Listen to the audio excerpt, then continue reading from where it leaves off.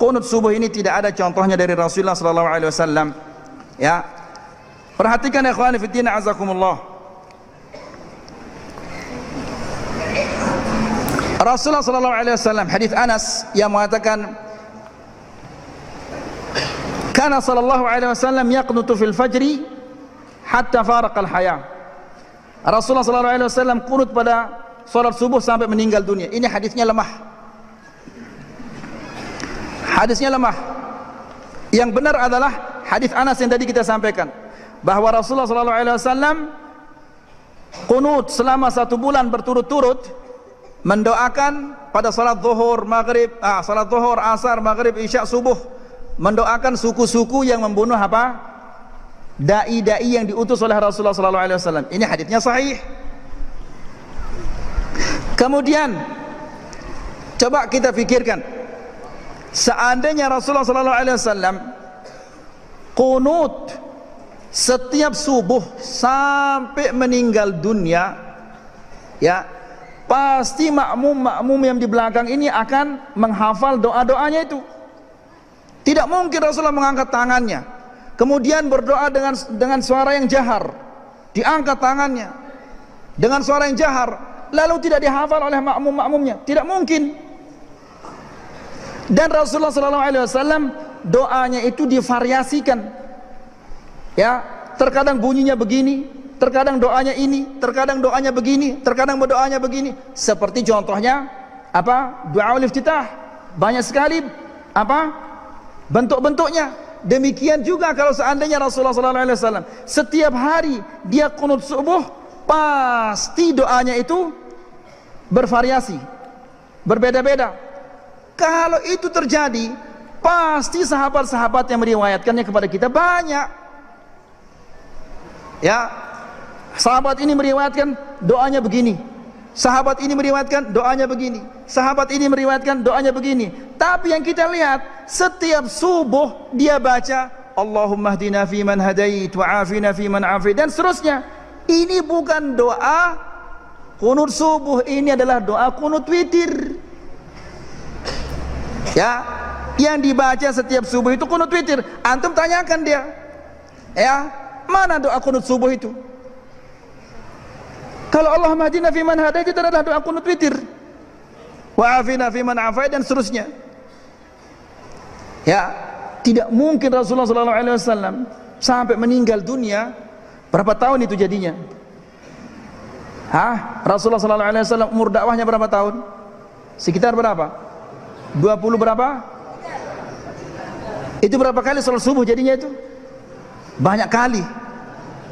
Ya, itu berarti doa kunutnya akan bervariasi yang begitu banyak variasinya. Kalau itu terjadi, maka banyak sahabat-sahabat yang meriwayatkannya kepada kita. Tidak ada sahabat-sahabat meriwayatkan, berarti itu tidak pernah terjadi. Masa doanya kecil suaranya saja dihafal? Ya, seperti doa apa? Doa salatul janazah yang disampaikan oleh sahabat itu. Dia mengatakan hatta lamasa thiyabi thiyabah, sampai bajuku ini nempel di bajunya Rasulullah SAW. Lalu saya mendengar sampai-sampai dia mengatakan, seandainya saya yang mati ini, saking indahnya doa itu, Allahumma ighfirlah, Allahumma ighfirlah warhamhu wa'afi wa'fu anhu wa akrim nuzul, dan seterusnya.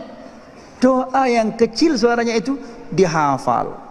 Masa diangkat tangan kemudian dengan suara yang besar lalu tidak dihafal?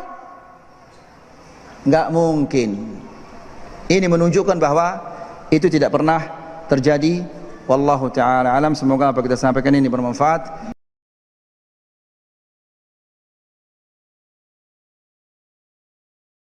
Qunut subuh itu ada dalilnya. Qunut subuh itu ada dalilnya. Qunut subuh terus menerus ada dalilnya. Hadisnya dhaif. Dhaif itu artinya apa? Lemah. Lemah itu boleh dipakai atau tidak? Nggak boleh dipakai. Ingat tuh, hadisnya ada dhaif. Kalau dhaif nggak boleh dipakai. Bahkan ada sahabat bertanya, seorang anaknya dari sahabat bertanya, wahai ayahku, engkau pernah sholat di belakang Abu Bakar, di belakang Rasulullah SAW, Abu Bakar, Umar, Uthman, Ali. radhiyallahu majma'in. Apakah mereka kunut subuh? Dijawab oleh bapaknya, ai bunayya muhdatsun, wahai anakku, kunut subuh itu muhdats. Apa makna muhdats? Bid'ah. Bahkan lebih tegas lagi di Sunan Nasa'i dijelaskan, ai bunayya bid'atun, wahai anakku, kunut subuh itu bid'ah. Kalau bid'ah nggak boleh kita ikut. Sekarang kalau kita sholat di belakangnya orang yang kunut subuh, ya kita memperbanyak baca pujian kepada Allah. Bisa kita baca Rabbana lakal hamdu terus, kita ulang-ulang sampai 10 kali nggak ada masalah. Bahkan Nabi pernah membaca li rabbil hamdu li rabbil hamdu li rabbil hamdu li rabbil hamdu terus sebanyak-banyaknya. Bab saat itulah saat memuji kepada Allah. Mereka kunut, biarkan mereka kunut, kita baca pujian kepada Allah, jangan ikut kunutnya dia. Tapi kalau dia sujud wajib ikut karena kita bermakmum dengan imam. Nggak boleh kita menyalahi imam.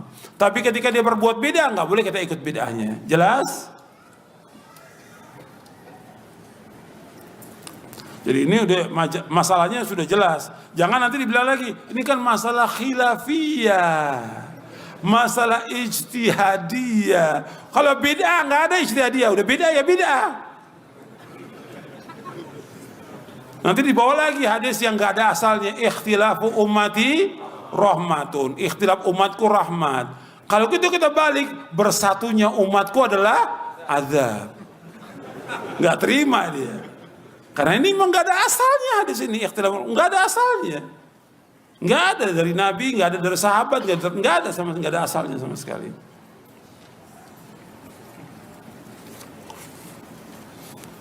Makanya ketika orang akan menyampaikan masalah ijtihad atau bukan, dia lihat dulu keterangan para ulama, baca hadisnya.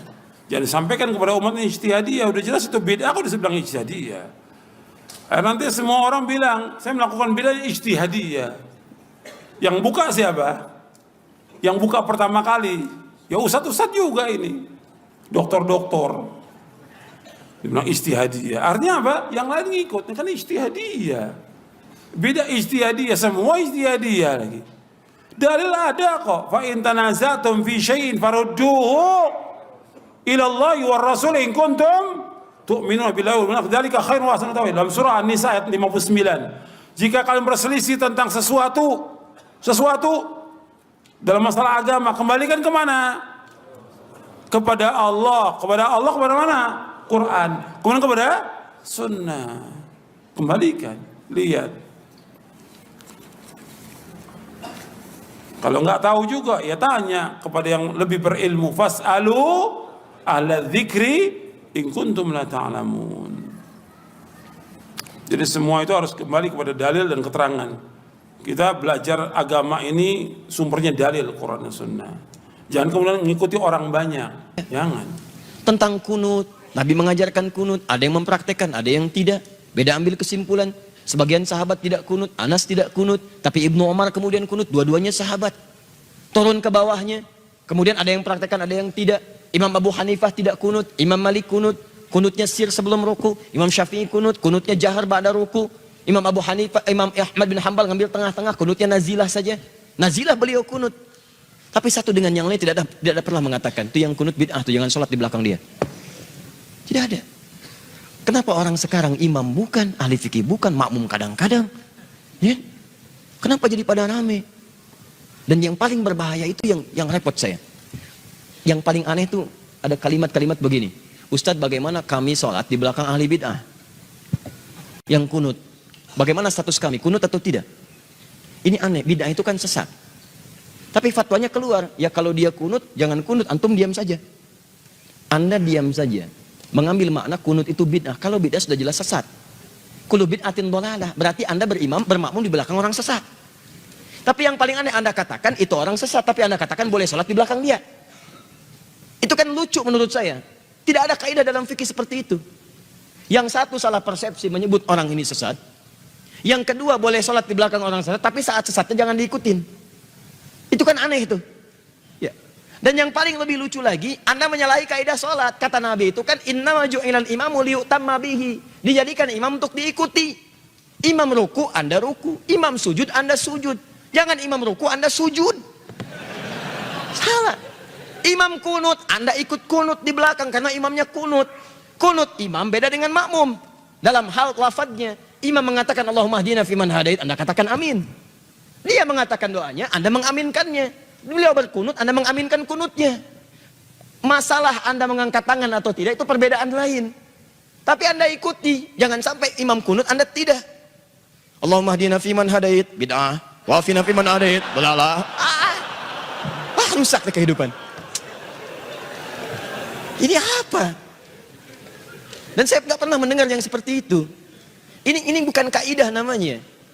Kalau imam tidak kunut, yang kunut ikut tidak kunut. Jangan terlampau soleh. Imam sudah salam, ini sujud sahwi. Ngapain? Jadi kalau Anda bermakmum di belakang imam yang tidak kunut, Anda nggak usah kunut.